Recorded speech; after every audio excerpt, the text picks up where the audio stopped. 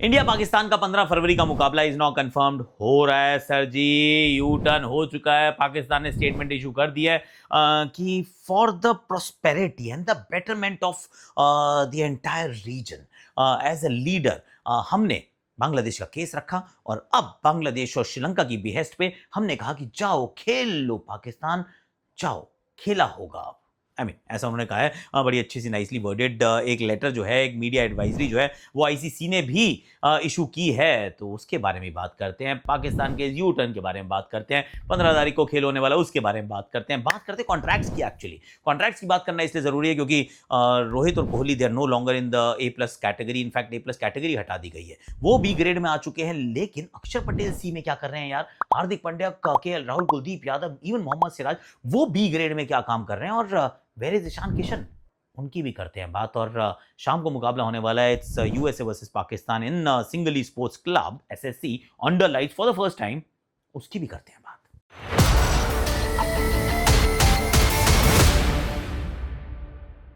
Hashtag Akashvani में आप सभी का हाथ जोड़ के गले लगा के स्वागत है। और I tell you an honest thing, मैंने ना वीडियो पूरा रिकॉर्ड कर लिया था।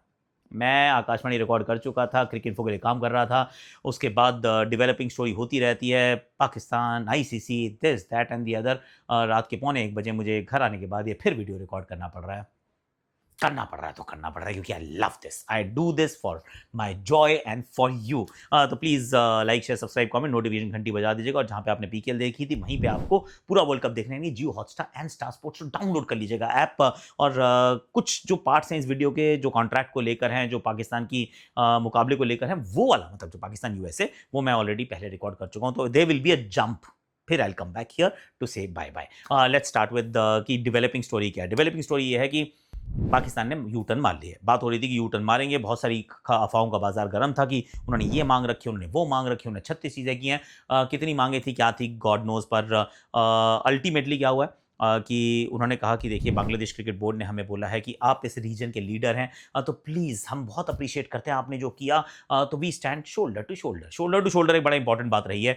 इस जो स्टेटमेंट उन्होंने इशू किया, 2 पन्ने की स्टेटमेंट है कि बांग्लादेश ने हमें कहा कि हमें इकोसिस्टम को इंप्रूव करने के लिए, उसको बचाने के लिए we should actually play the game. फिर उनकी जो है बात श्रीलंका के प्राइम मिनिस्टर से भी हो गई कि उन्होंने भी कहा कि देखिए, आप तो रीजन के लीडर हैं और हमने हमेशा आपका साथ दिया है, we always stood shoulder to shoulder, तो आप भी हमारे साथ शोल्डर टू शोल्डर खड़े हों और आप इस मुकाबले को खेलें। तो इन सब बातों को मद्देनजर रखते हुए पाकिस्तान ने फैसला किया कि हम यूटर्न मार जाएंगे।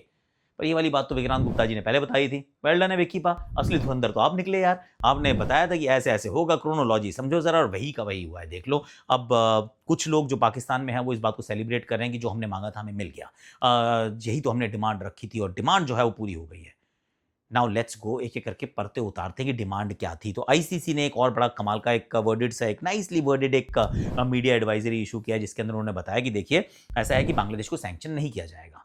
पर बांग्लादेश को सैंक्शन वो कभी भी नहीं करने वाले थे। Sanction was not even a part of any discussion, any discourse. तो वो तो नहीं करने वाले हैं। सैंक्शन इसलिए नहीं कर रहे थे कि भाई आपने खेलने के लिए मना कर दिया, हमने आपको बाहर कर दिया, and that's about it, and that's where the buck stopped. Revenue share होगा क्या? नहीं, क्योंकि पाकिस्तान की एक डिमांड थी कि रेवेन्यू शेयर होना चाहिए इस टूर्नामेंट में, चाहे वो भाग नहीं ले रहे, पर इस टूर्नामेंट के रेवेन्यू का हिस्सा बांग्लादेश को भी जाना चाहिए। आईसीसी ने ऐसा कुछ नहीं कहा कि हम देंगे। पाकिस्तान ने एक और डिमांड की थी कि हमें आईसीसी का ज्यादा बड़ा रेवेन्यू चाहिए क्योंकि हमें चाहिए। तो आईसीसी ने उसके बारे में भी कोई बात नहीं की। There is no mention whatsoever. उन्होंने सिर्फ ये कहा है कि ठीक है, बहुत बढ़िया है, ये हम वैल्यू करते हैं बांग्लादेश की जो जनता है, जो उनका पैशन है, एंड वी स्टे कमिटेड। तो एक और बात हुई कि जो विश्व कप होंगे, अगले विश्व कप, उसके बारे में बड़ा मजेदार चर्चा चल रही थी कि अगला जो विश्व कप है वहाँ पर 2 आईसीसी इवेंट्स है, एक 28 में, एक 31 में है। 28 में अंडर-19 है, 31 में प्रॉपर वर्ल्ड कप है, एक दिवसीय वर्ल्ड कप एक्चुअली। तो उसके लिए क्या होगा भाई, पाकिस्तान का था कि वहाँ पे होने चाहिए। तो वहाँ पे बड़ा नाइसली वर्डेड वो एक लेटर है, उसमें लिखा है कि देखिए, 2031 से पहले वाला जो टूर्नामेंट है, it goes forward as scheduled. तो उसके लिए जो टाइम लाइन्स हैं, उसके लिए जो लॉजिस्टिक्स हैं, उसके लिए सब कुछ अभी भी पूरी तरह से हम कमिटेड हैं और वैसा ही होगा। 2031 is not mentioned at all, it is not mentioned there. तो ना तो वो वाली डिमांड हो रही है, ना ये वाली डिमांड हो रही है। फिर उड़ती उड़ती अफवाहें ये भी थी कि पाकिस्तान ने कहा कि हमें बायलैटरल क्रिकेट खेलनी है भैया, इंडिया के साथ शुरू कराओ। आईसीसी ने उसमें कोई मेंशन नहीं किया है कि ट्राई नेशन सीरीज़ खेल लो, इंडिया, पाकिस्तान, बांग्लादेश, और वो वाला भी मेंशन कहीं नहीं है, क्योंकि ये तो वैसे भी आईसीसी के परव्यू में ही नहीं है। सी आईसीसी अगर किसी एफटीबी में कोई चीज़ डाल भी दे तो मतलब जो होस्ट नेशन है, जो पार्टिसिपेटिंग नेशन है, इफ़ दे डोंट अग्री, कोई नहीं खेलता। There is no compulsion, bilateral cricket can actually take a walk. वो कंट्रीज़ के ऊपर डिसाइड होती है बात कि कंट्रीज़ को क्या करना है। तो आईसीसी कह रहा है हमारे पर्व्यू में नहीं, हमसे माँग क्या रहे हो? भई हम तो वही देंगे जो हम दे सकते हैं और उसमें भी हम कई चीज़ें नहीं देने वाले, तुम जो मर्ज़ी माँगते रहो। तो कुल मिला के विक्रांत गुप्ता जी ने कहा था कि देखो जी इसके कुछ फेजेज़ हैं, इसके कुछ क्रोनोलॉजी को समझिए, ऐसे शुरू होगा, फिर ये होगा, फिर वो होगा, एंड में खेल जाएँगे। तो बिल्कुल ठीक कहा था विक्रांत गुप्ता जी ने। वेल डन है विकी पा, बहुत बढ़िया आपने काम किया, बिल्कुल सही बताया था। ये मुकाबला 15 तारीख को खेले जाने वाला है। After a lot of drama we have come back to the same place कि 15 तारीख को मैच था, 15 तारीख को है, बांग्लादेश बाहर हो चुका था, बांग्लादेश बाहर है, फिज आईपीएल नहीं खेल रहे थे, फिज आईपीएल नहीं खेल रहे हैं। What all has changed in this time period? Tangible changes? I don't know. I have no idea whatsoever. मतलब पाकिस्तान से पूछना पड़ेगा। अब मैं जरा आपको एक बात बताता हूँ before I go to the ESPN cricket info studios. Don't be a dumbo, play on Jumbo. भाई जंबो क्या है? जंबो कुछ नहीं है, आपकी एक शॉपिंग ऐप है यार। आपने वहाँ अपना कैटलॉग देखा, वहाँ पे आपने देखा मेरे को ना 10 चीज़ें अच्छी लग रही हैं, तो या 10 चीज़ें या 2000 रुपये का सामान मुझे अच्छा लग रहा है, आपने 2000 रुपये डिपॉजिट किया, आपने 2000 की शॉपिंग कर ली, ब्रिलियंट, सामान आपके घर पहुँच गया। लेकिन वो जो 2000 रुपये के बाद आपको मिल जाते हैं फैंटेसी क्रिकेट मुफ्त में खेलने के टोकन, तो वो आपको टोकन मिल गया, फैंटेसी खेल लो, मुफ्त में खेलो एकदम। लेकिन अगर आप जीत गए तो फिर आपको मिलेंगे वो जो इन ऐप करेंसी होती है डायमंड्स, वो मिलेंगे, उससे आप डिजिटल गोल्ड खरीद लो, फिर चाहे यू कैन होल्ड और सेल, वो आपकी मर्जी है। तो इसका मतलब ये हुआ कि शॉपिंग के पैसों से शॉपिंग हो गई, काम समाप्त, टोकन मिले उससे खेल लिए, जीत गए तो फिर डायमंड्स लेके straight away go to digital gold, हार गए तो कोई बात नहीं, शॉपिंग तो आपके पैसों की ऑलरेडी हो ही चुकी है। तो फ्री में फैंटेसी खेलने की जो सबसे बेस्ट जगह है इस समय, दैट इज जंबो ऐप। उसका लिंक मैं डिस्क्रिप्शन में डाल रहा हूँ, डाउनलोड कर लेना ऐप, क्योंकि आप पूछते रहते हो कि सर फैंटेसी कब वापस आएगी। ये लो आ गई फैंटेसी, फ्री में खेलनी है फैंटेसी। फैंटेसी में किसी को पैसा नहीं लगाना, कोई पैसा नहीं उसके अंदर ट्रांजेक्शन होगी, एकदम मुफ्त में खेलने का तरीका है। शॉपिंग के लिए पैसे, शॉपिंग करो अपनी, सामान लो और मुफ्त में खेलो fantasy. I mean don't be a dumbo, play on jumbo. इससे पहले कि मैं एक्चुअली ईएसपीएन क्रिकेट इन्फो के स्टूडियो में जाके वो कॉन्ट्रैक्ट का पूरा डिटेल में बात बताऊं, let me just tell you कि ईशान किशन का नाम वहाँ पे क्यों नहीं है। सी ईशान किशन का इसलिए नाम नहीं है क्योंकि जो कॉन्ट्रैक्ट का जो पीरियड है, जो ऑब्जर्वेशन का पीरियड है, वो पीरियड जो था वो था 1 अक्टूबर 2024 से 30 सितंबर 2025। उस टाइम पीरियड के अंदर आपने क्या किया है वो इंपॉर्टेंट था, उसी को इवेल्युएट करके आपको कॉन्ट्रैक्ट्स दिए गए हैं, आपकी कैटेगरीज बनाई गई हैं।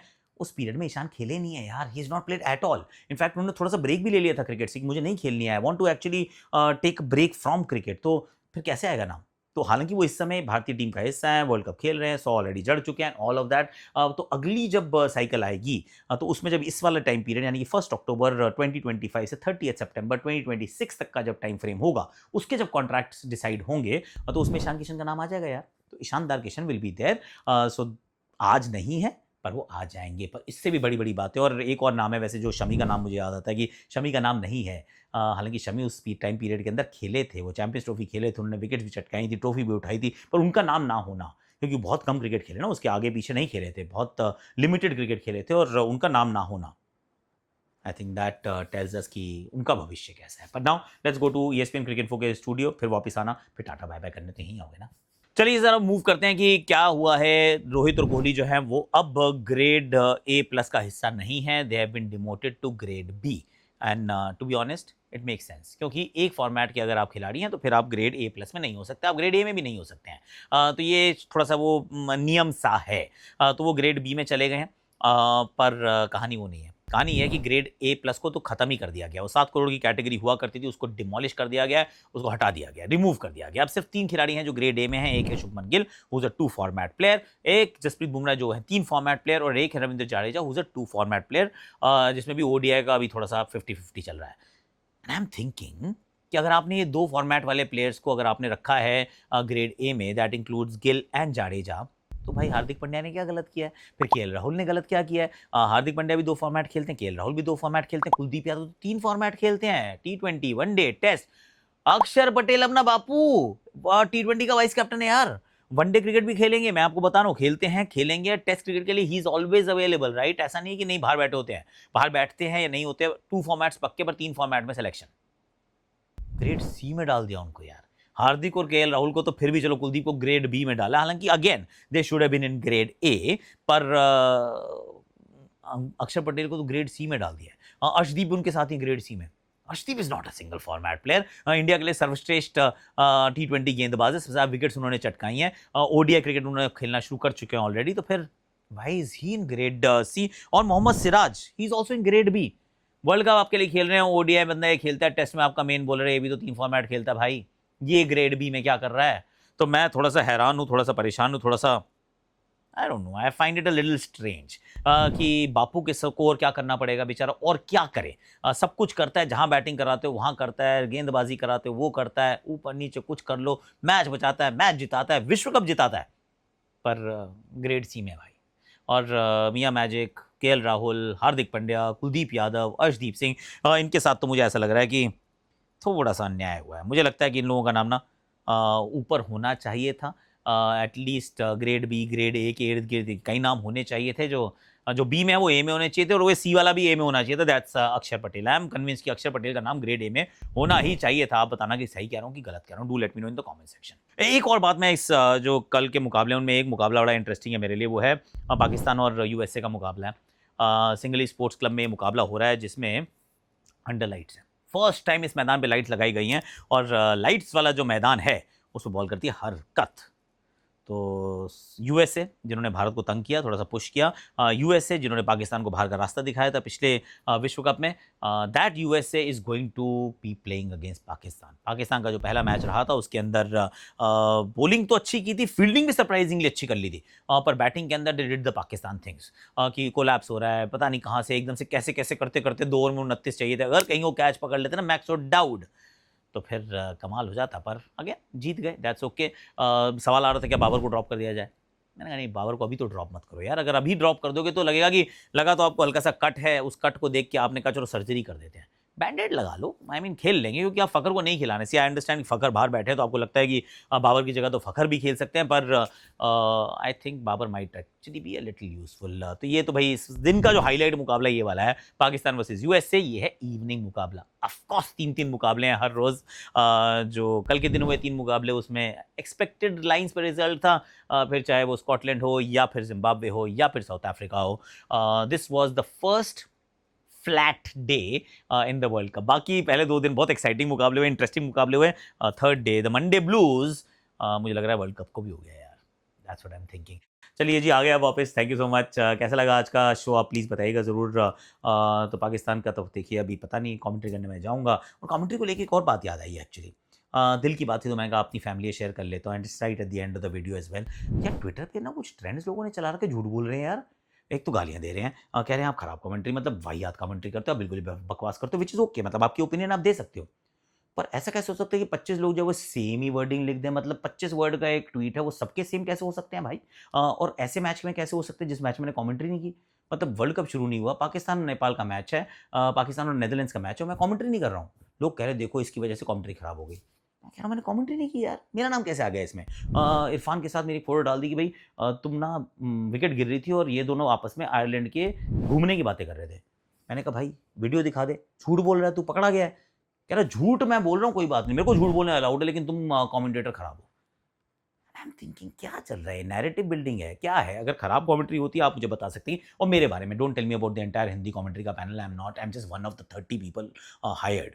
तो मैं अपने लिए कोशिश करूंगा बेहतर करने की, अगर आपको लगता है और आप मेरी फैमिली हो इसलिए बोल रहा हूँ, I will do my level best to improve. But honestly speaking मुझे आ रहा है मजा, this world cup I am enjoying it, तो मैं तो दिल से कर रहा हूँ। और अगर आपको दिल से अच्छी लगती है, और आपको I mean generally I know आप अपनी फैमिली है, यू लव मी अलॉट, तो आपके ऑनेस्ट ओपिनियन के लिए I am always here, understand करने के लिए तैयार हूँ, सुनने के लिए तैयार हूँ, और गलती हो तो हाथ जोड़ के माफ़ी मानने के लिए तैयार हूँ। लेकिन नैरेटिव, एजेंडा, वेंडेटा, ये x is a very toxic platform. लेकिन आप लोग तो यही है ना, तो आप बताइएगा प्लीज़, कमेंट सेक्शन आज ढंग से पढ़ूंगा मैं। आज के लिए अभी के लिए इतना ही, thank you so much for watching. Subscribe जरूर कर लीजिएगा, और जंबो की ऐप का लिंक जो है मैं वो पिन कमेंट में भी डाल दूंगा, तो आप आके अपनी वहाँ शॉपिंग वॉपिंग कर सकते हैं। Thank you so much for watching.